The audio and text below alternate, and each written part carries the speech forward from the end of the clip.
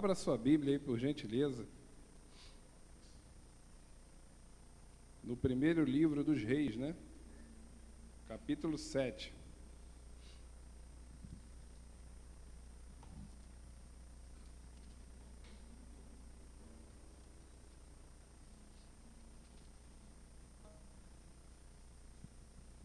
Primeiro livro dos Reis, capítulo 7, a partir do versículo 1.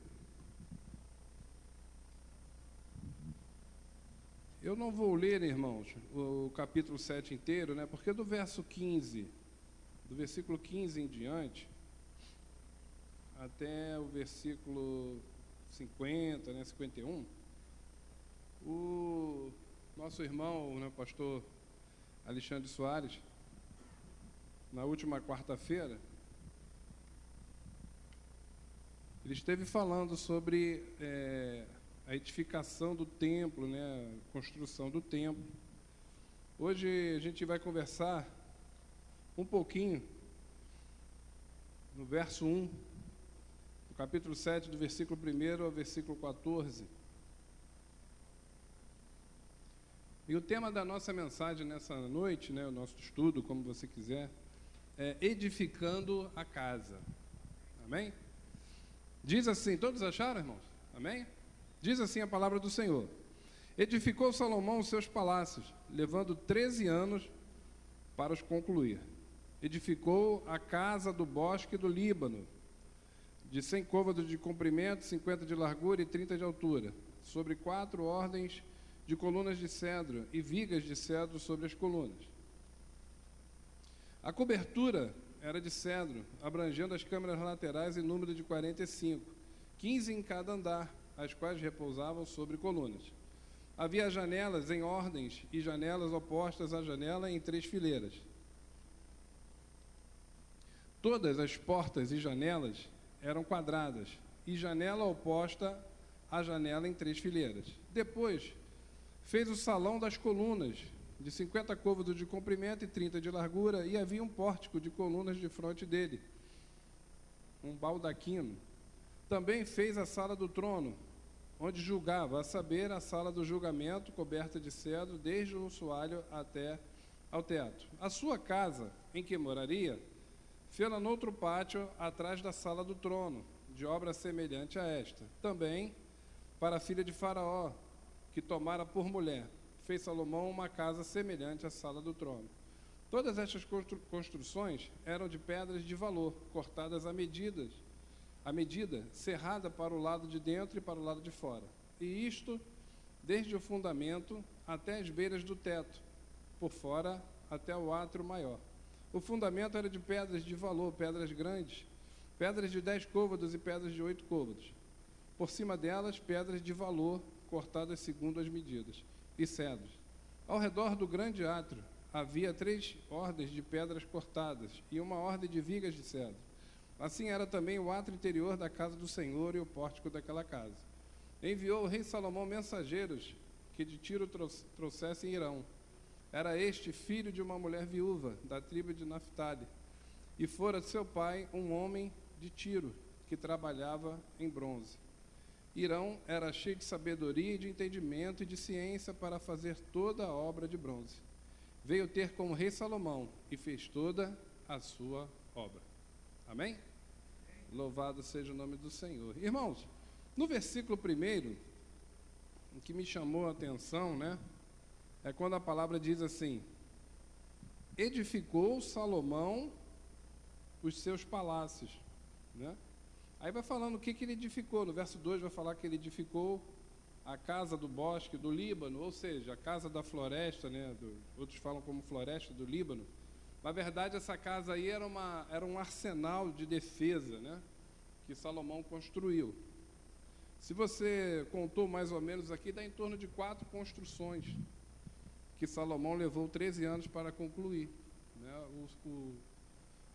O templo, os irmãos já viram na semana passada, né, com o pastor Alexandre, que, se não me engano, levou 7 anos para que fosse concluído. E o interessante, eu falei para os irmãos aqui que o tema dentro do nosso estudo seria edificando a casa, porque ele vai falar aí, a partir do versículo 3 em diante, tudo que ele usou para edificar, né? Por partes, né? Ele divide por partes ali a construção do palácio dele, da sua casa, da sala do trono. E é interessante, algumas coisas, alguns materiais que ele usa, né? E eu e você, irmãos, quando estamos edificando a nossa casa, né, nós usamos o quê? Coisas de quê? Coisas de valor. Não sei se você percebeu na leitura, eu sei que eu li um pouco rápido, né? Porque hoje tem ceia, a gente tem que dar uma acelerada aí no estudo. Eu li um pouco rápido esse texto aí, mas se você percebeu bem como nós estávamos lendo, né? O texto fala que, verso 10, por exemplo, diz assim: o fundamento era de pedras de valor. Ou seja, irmãos, tudo que Salomão usou para a construção do templo, do seu palácio, da sua casa, da sala do trono e demais coisas, foi todo um material de grande valor, de muito valor. Depois você pode ler o capítulo 6, o capítulo 7, até o 8, e você vai ver quanta gente foi empregada para construir isso. 150 mil homens. Do povo de Israel foram 30 mil. 10 mil israelitas trabalhavam um mês, descansavam 2. No mês seguinte ia mais 10 mil para lá. Enquanto 10 mil trabalhavam, 20 mil descansavam. Eles iam revezando. E dos estrangeiros, ainda foram restantes. Eu sei que tudo deu em torno de 150 mil pessoas, homens, trabalhando nisso aí, irmãos. Fora a madeira toda que veio de fora. Porque sabe que Israel não tinha como cultivar, né, floresta, madeiras. Tudo veio de Tiro. Então foi uma coisa muito bem feita, muito bem planejada, né? Tudo de muito valor. Quarta-feira passada nós vimos aqui a questão das pedras do templo. Aqui não foi diferente na sua casa, né? As pedras se encaixavam perfeitamente. Eram polidas para que quando o sol batesse, aquelas pedras brilhassem. Era uma coisa muito, muito linda, muito bem feita, muito bem planejado. E assim tem que ser na minha e na sua casa, na nossa família. Amém? Por isso que o tema do nosso estudo hoje é o quê? Edificando a casa, ou a minha casa, do jeito que você quiser. Tá bom?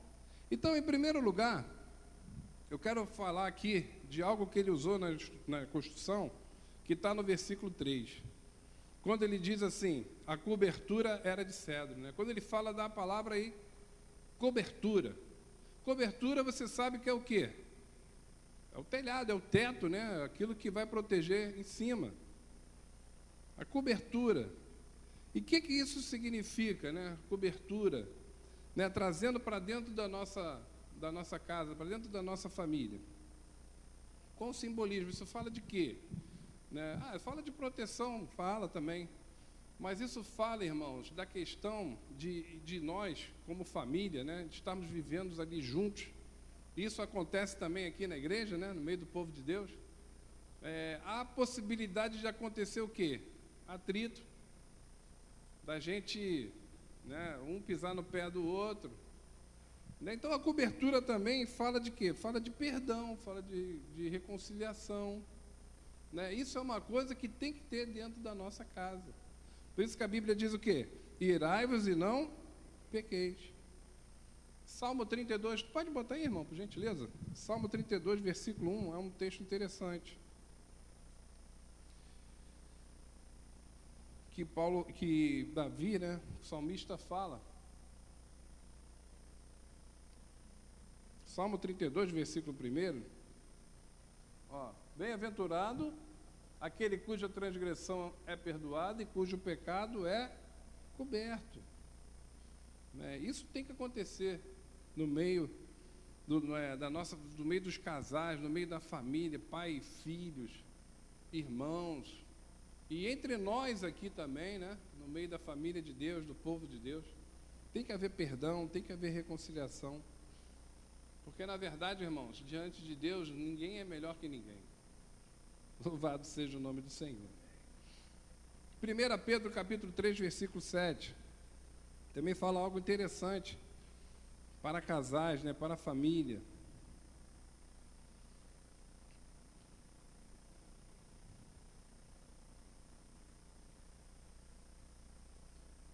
Olha lá, igualmente vós, maridos, coabitai com elas quem? Com as nossas mulheres, né? Com entendimento, dando honra à mulher como vaso mais fraco, como sendo vós os seus co-herdeiros da graça, ou seja, da mesma graça de vida, irmãos. Para que não sejam o quê? Impedidas o quê? As vossas orações. A gente tem que ter muito cuidado com nossos relacionamentos, para que nada venha atrapalhar a nossa vida espiritual. Às vezes é melhor você abrir mão, às vezes é melhor você ceder, para que nada atrapalhe a sua bênção, a sua vida espiritual, para que ela flua. Então, a cobertura da nossa casa é algo importante. Em segundo lugar, eu vejo algo interessante aí também no versículo 4 e no versículo 5, que ele fala de quê aí? Janelas, né? Ele fala de portas e janelas. Essa aí literalmente quer dizer o quê? Porta e janela. A proteção da nossa casa, não é, irmão? Salmo 127, versículo 1, na segunda parte diz o quê aí? Se o Senhor não guardar a cidade, né? Em vão vigia a sentinela. Então as janelas, né? As portas, elas podem trazer beleza para casa e tudo mais, mas ela está falando de quê? Quando você entra em casa, você não tranca a sua porta, você não fecha a sua janela. Então está falando de proteção dentro da sua família. Né? Você usa porta e janela para fechar. Quando você acorda de manhã, normalmente você abre um pouquinho a janela, né? Para ver como está o tempo, deixa entrar aquela brisa da manhã ali, legal, dentro da tua casa. Mas janelas e portas falam sobre isso, sobre proteção na família. Glória a Deus por isso, louvado seja o nome do Senhor. Portas e janelas, como está a tua família? Está guardada? Se o Senhor está guardando a tua família, o Senhor está na sua casa, irmão, Deus está na sua casa, se está, a gente dá glória aqui. A gente louva a Deus. A gente engrandece o nome do Senhor. Amém? Louvado seja o nome do Senhor. Terceiro lugar, tem a edificação propriamente dita, que é o quê? Que são o quê? As paredes que você vai edificar, você vai fazer o quê? A sua casa crescer, né? A edificação propriamente dita da sua casa. E esse mesmo Salmo 127, no versículo 1 mesmo, ele fala algo legal, algo interessante. O irmão vai botar aí. Sobre a edificação do nosso lar.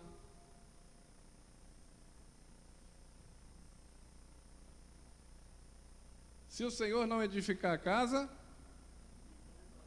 em vão nós vamos trabalhar, irmãos. Às vezes a gente observa as pessoas trabalhando tanto, né? Fazendo tantas coisas, e às vezes precisa de mais o quê? Dentro da nossa casa. Precisa trabalhar para ganhar dinheiro? Sim. Precisa correr atrás? Sim. Precisa se esforçar? Sim.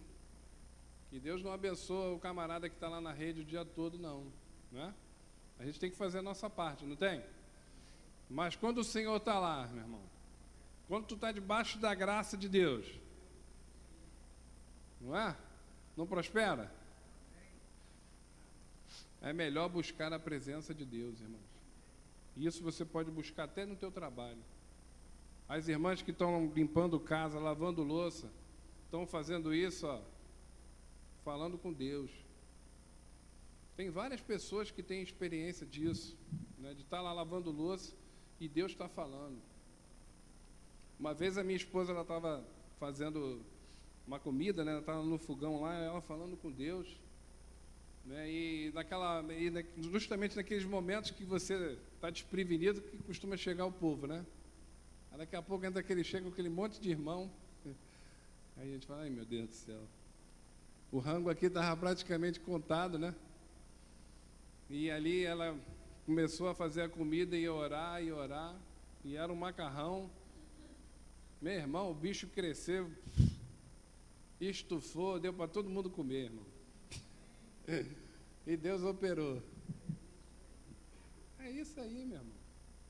E Deus operou, irmãos. Louvado seja o nome do Senhor. Glória a Deus. Então, a edificação é quando você levanta as paredes, né, da sua casa. Você vai embolsar, você vai pintar. Você levanta todas as paredes da sua casa. E quando você faz isso com o Senhor, tudo fica mais fácil, irmão. Tudo vai ficar mais fácil.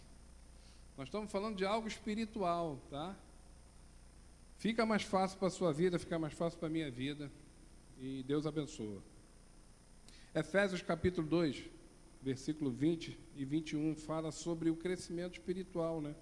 Sobre a edificação que Deus está trabalhando na minha vida e na sua vida, para que Ele venha habitar poderosamente em nós, irmãos. A nossa natureza humana diminua, né? E a presença de Deus cresça em nós. Edificados sobre o fundamento dos apóstolos e dos profetas, de que Jesus Cristo é a principal pedra da esquina, no qual todo edifício bem ajustado cresce para templo santo no Senhor. Então nós estamos crescendo para quê? Para a habitação do Espírito em nós, irmãos. É por isso que Deus está edificando a minha vida e a sua vida. Louvado seja o nome do Senhor.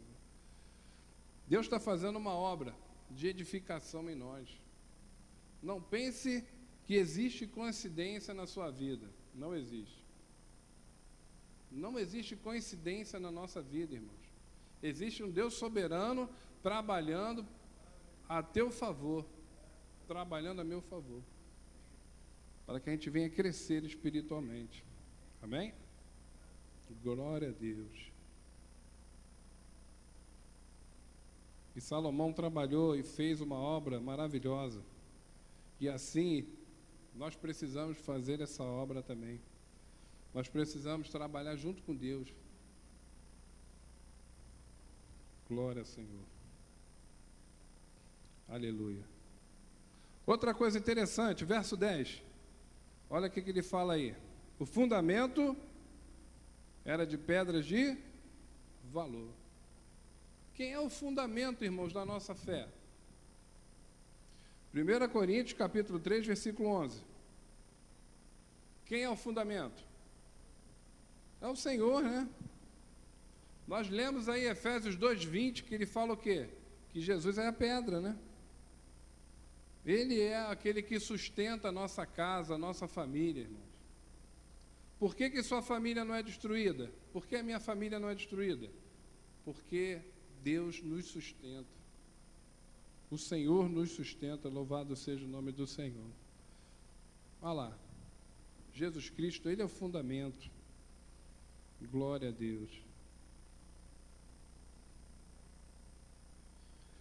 O Senhor é o fundamento. E é bom, irmãos, quando nós vamos construir algo, né? Quando nós estamos construindo algo, antes da gente fazer, né, o alicerce, né? Antes da gente botar o fundamento, fazer o alicerce da nossa casa, a gente precisa o quê? Limpar, né, todo o terreno, né? Tirar toda a sujeira, aplainar, cavar bem fundo para achar o quê? Terreno firme, né? Não é assim que o pedreiro faz? Aí ele acha terreno firme, aí ele começa a trabalhar o alicerce. A nossa vida espiritual não é diferente, irmão. Quando você se converteu, né, o Senhor passou a ser o fundamento da sua fé. E Deus começa a trabalhar e fazer uma obra linda na nossa vida.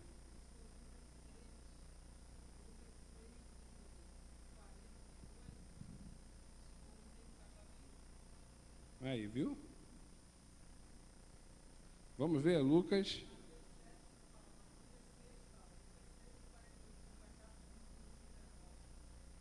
Amém. Está aí, irmão?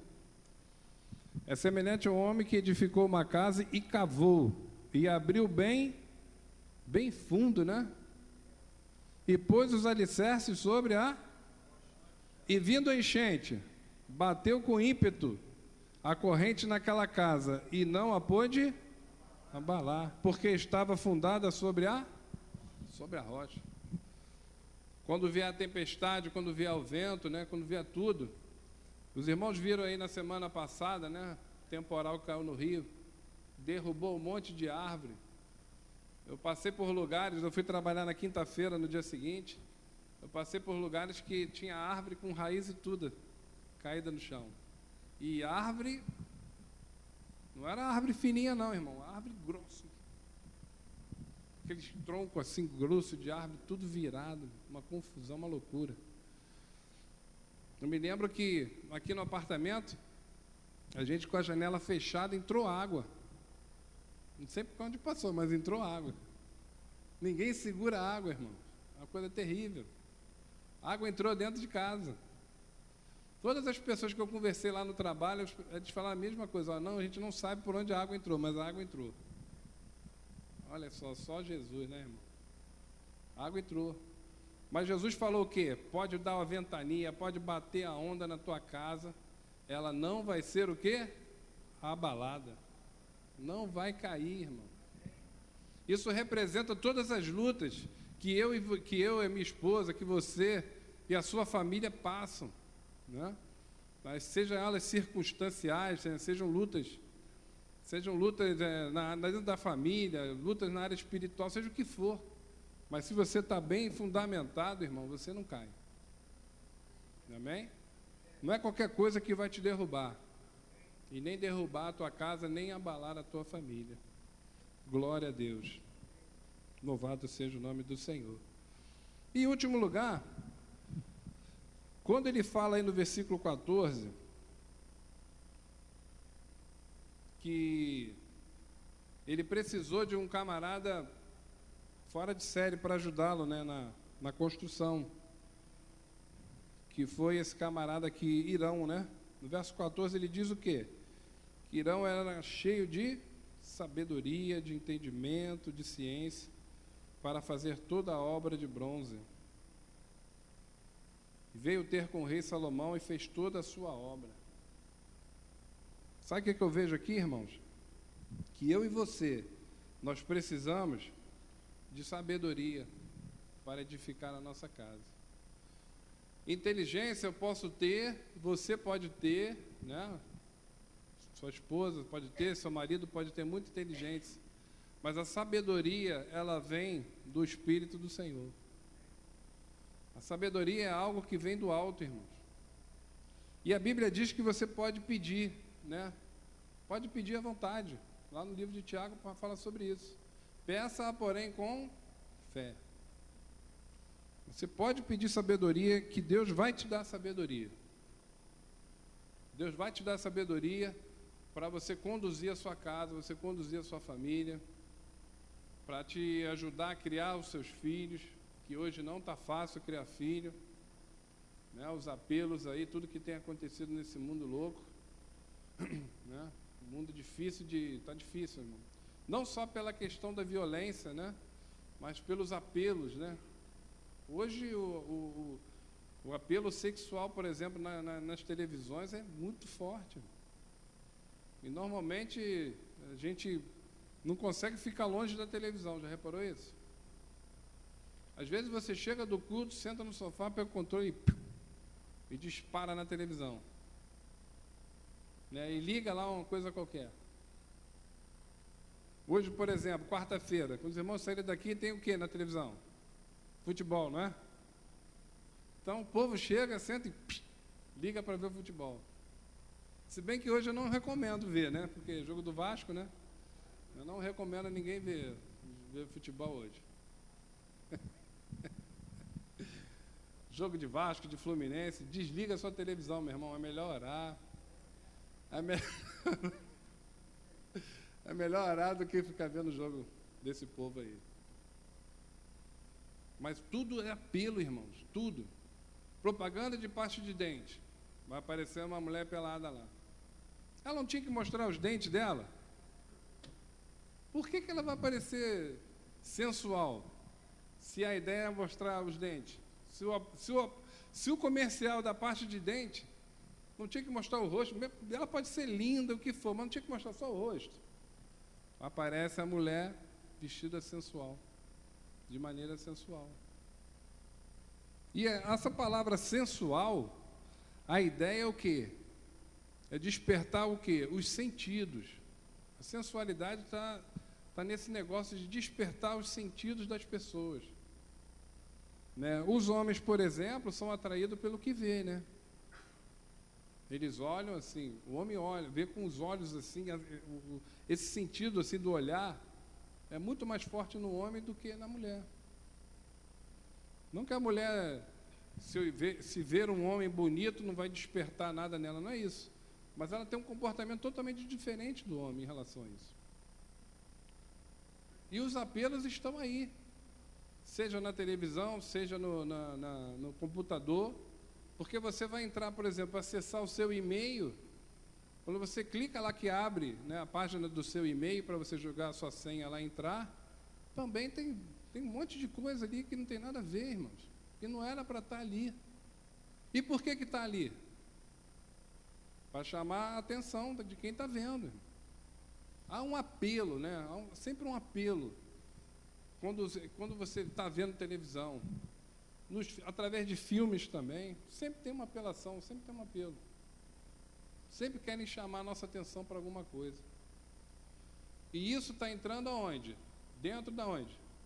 Da nossa casa. Se não me engano, Deuteronômio capítulo 7, né, diz que a gente não deve botar o quê? Não pode deixar nada imundo entrar dentro da nossa casa, do nosso lar. Tem um versículo lá que fala sobre isso, se não me engano é Deuteronômio capítulo 7, que passou aqui na minha mente agora. Ou seja, você deve proteger a sua casa e a sua família. Não permitir que entre nada que seja maldição, que seja amaldiçoado dentro do teu lar, irmão.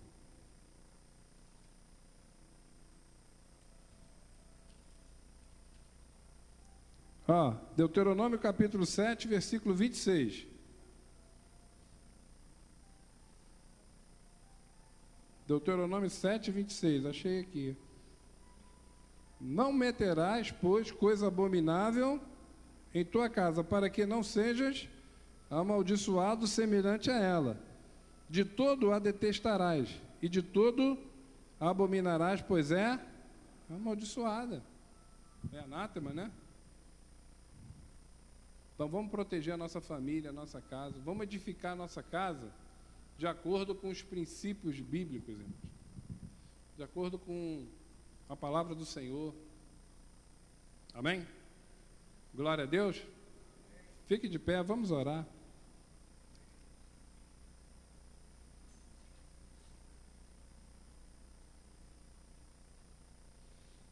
Aleluia.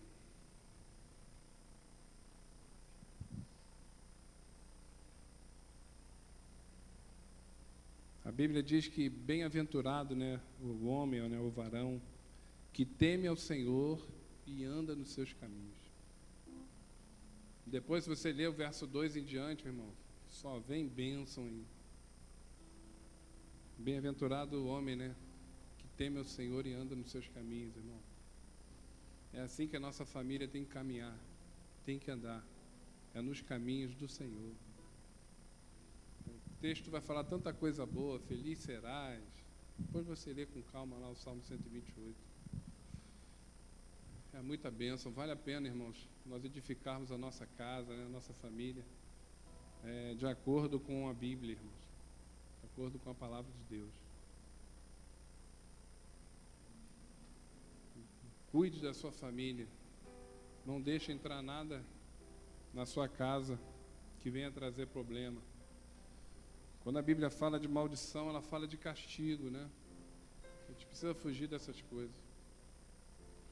Para que Deus venha abençoar a nossa família, né? Venha abençoar a nossa casa. Amém?